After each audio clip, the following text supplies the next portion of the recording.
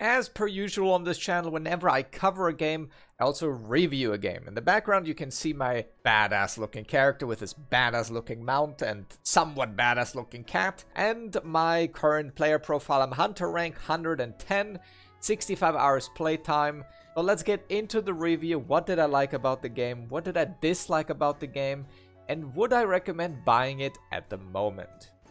Let's start talking about the combat and the overall feel of the game. In the background, you can see me just, running around on my little bird.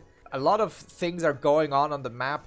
I quite like that. I will say, though, there's a big problem with that already, and that is simply the bosses are kind of problematically easy. And it's always been, well, not always, but in the recent Monster Hunter games, it's been a problem that the base game is way too easy, and it's kind of hard to feel attached to the environment and the world if you're just breezing through it and you're never really encountering any difficulty or repeats, right?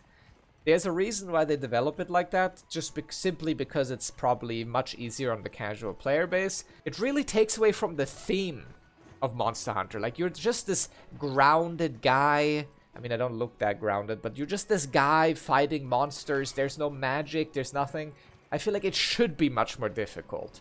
You should be forced to min-max your gear in every boss and figure the mechanics out and how it works. And I think it takes away from the world and overall the thematic of Monster Hunter that the game is so easy. And I know that it's been a recent development in Monster Hunter games. It's always like that. So I didn't expect anything else, but I still am a little bit disappointed by it. Also, let's talk about the combat. I think the updated weapons, and especially dual blade, because I'm a dual blade main, has been absolutely amazing. I think the difference between World and Wilds, I have so many more tools. I feel so much more in charge of what's going on. There's more options in basically every situation. But I do think the monsters haven't really caught up to that. And that's probably a big reason why it feels so easy. Is because you do have so many options. Focus mode basically lets you completely circumvent animation locks in a lot of cases. Where you can literally turn around and do more damage that way. Yeah, I think overall that definitely contributes to the game feeling much easier than it should. I do think combat is by far the biggest positive for me.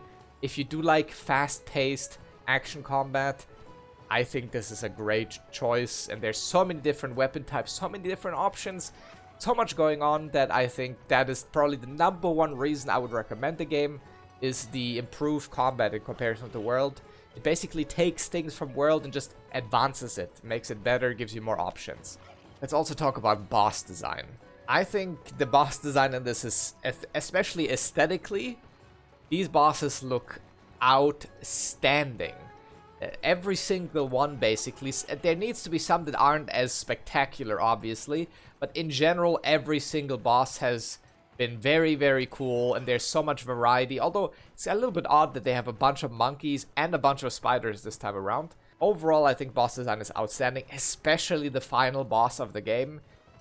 Whoa. Ray Dow and the final boss of the game. I'm not going to spoiler what that is if you haven't played it yet. Those two I think those are absolutely insanely well designed. And this is, once again, a very important thing for a game about hunting monsters, right? And also, like in any other Monster Hunter game, the weapon and armor progression is second to none. Although, again, this would feel much more impactful if the bosses were actually difficult. So you have to actually engage with these systems. But generally speaking, look at it. Look at how much work was put into these designs. It's absolutely outstanding. Now, that is only really true for, well, low to mid game, I would say. End game, I feel like you don't really have that many options.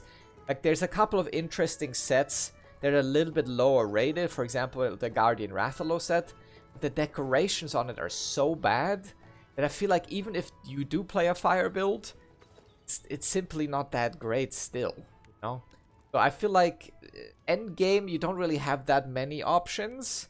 There's a couple of little things you can do to your build, obviously, and especially on the weapon, it's actually really boring, especially if you're doing an elemental weapon. In the case of dual blades, I cannot really choose a weapon that isn't an Artian weapon. So if you don't know what an arcane weapon is, basically a craftable weapon that has a couple of RNG elements to it, and you craft it together, and it looks like this green ring on my back here. You know, people call it the toilet seat. I actually don't mind the design, but I'd hate that I don't really have any other options. At least for damage, I feel like I don't have any other options. Also, one more quick note. The buff counter and debuff counter in the top left is a very big improvement over Worlds. You can see it right there. That is a very big bonus for the UI. Generally speaking, though, the UI is still absolutely horrendous, and we'll get into that.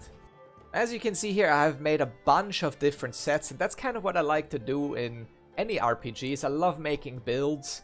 I love figuring things out and theory crafting and seeing what I can make, especially things that aren't super meta, you know, off-meta builds. Like maybe you saw the video of me making a support dual blade build.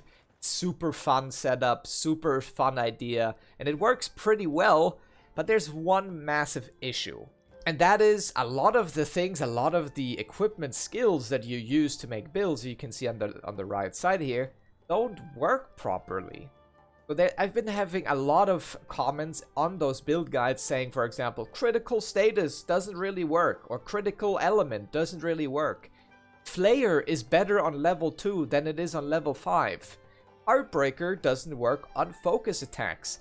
These kind of things are so annoying. And by the way, thank you for telling me, because I wasn't aware of half of these. But still, like, why? Like, as for someone who likes to theory craft and make builds, for me, this is a major part of the game, and those things not properly working is so frustrating, and I can't really, there's nothing I can defend here. I think it's just lazy game testing. Like, you haven't tested most of these things, that flare works better on level 2, like how does that even happen? I think that is probably my #1 gripe with the game, that I can't even theory craft cool builds because the skills don't work. I think that is such a massive problem of the game currently, and there's a lot more problems. I heard there's the Palicos bug to an extent. Actually, I made one more build, which was probably it's still my favorite build, which is my full damage build. And here, there's one effect called antivirus down here. Antivirus says, greatly increases recovery rate after contracting the frenzy. Affinity plus 15% if cured. So you would think, oh, if I have this on level 3, I get 15% affinity, right? Let's see what actually happens, okay? Let's see what actually happens. So now the frenzy is cured.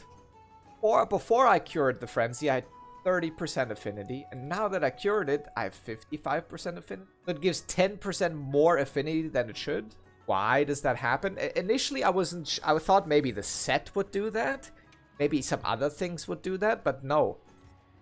I think what happens is they, for some reason, made every single level just combine.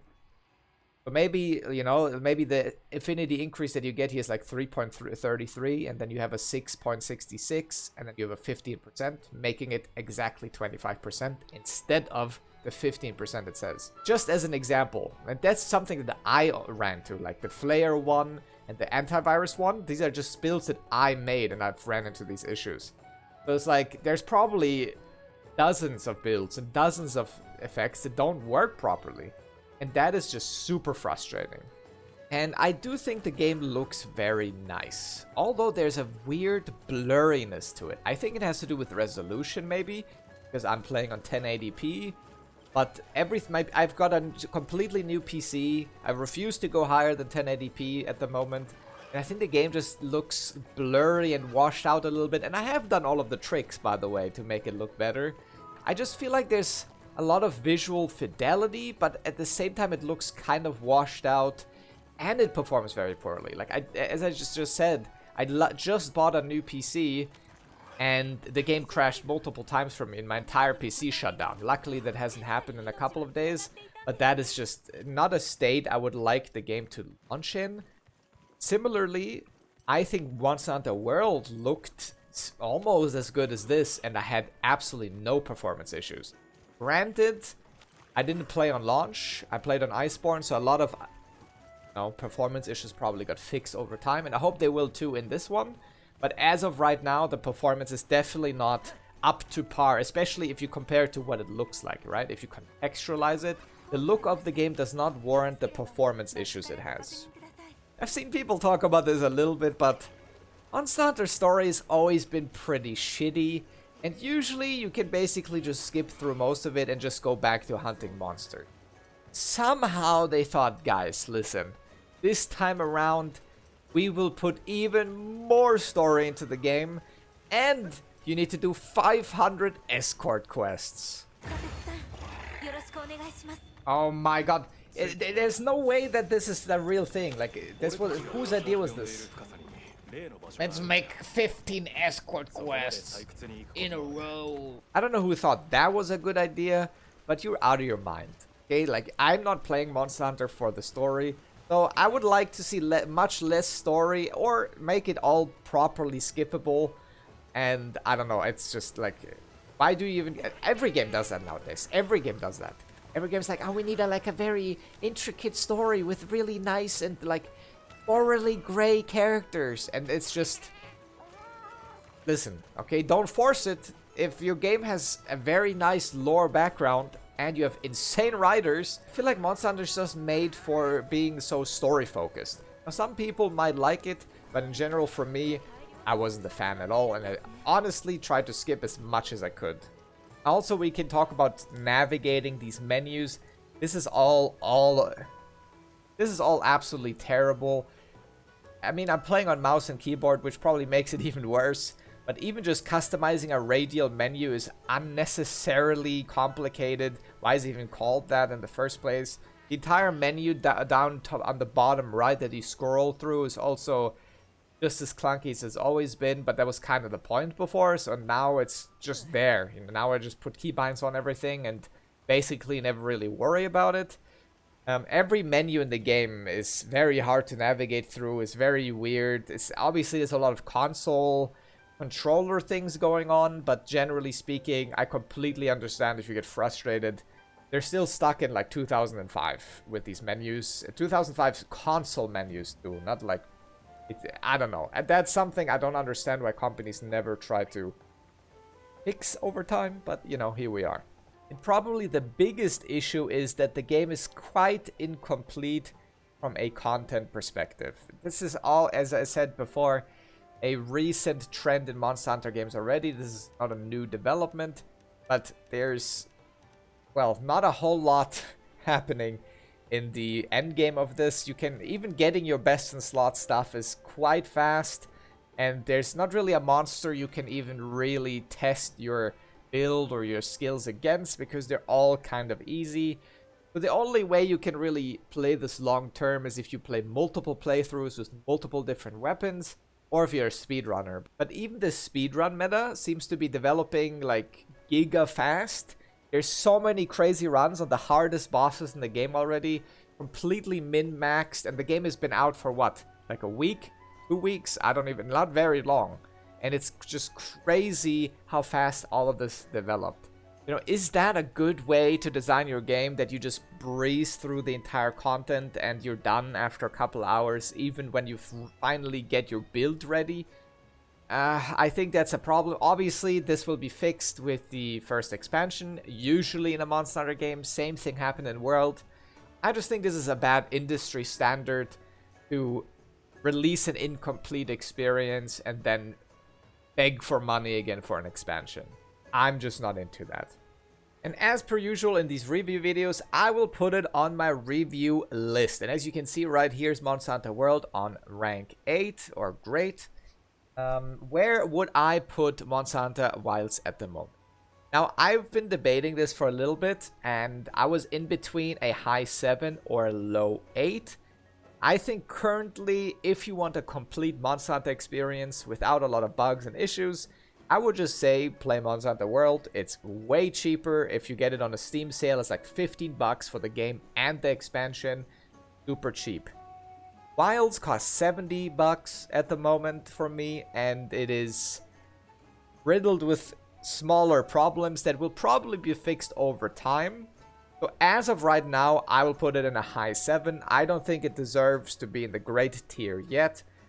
I think eventually, once the performance issues are ironed out, once the bugs are fixed, it will probably be around Monster Hunter World level. And once the game actually gets an expansion, I can see it going up to a 9 actually. So that's my prediction. If they follow the same rule that they've done with Monster Hunter World, I think Wilds has the opportunity to actually reach into the 9s, which is a rating I haven't given in a long time. So that's my prediction for now, and that's my current standing on Wilds. That is the overall idea. Thank you for tuning in. I hope that helped out a little bit.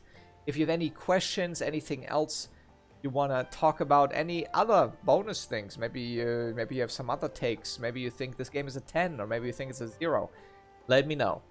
Thanks for tuning in, guys. Thanks for hanging out. I'll see you in the next video. Have a nice rest of your day, and I'll see you then. Peace.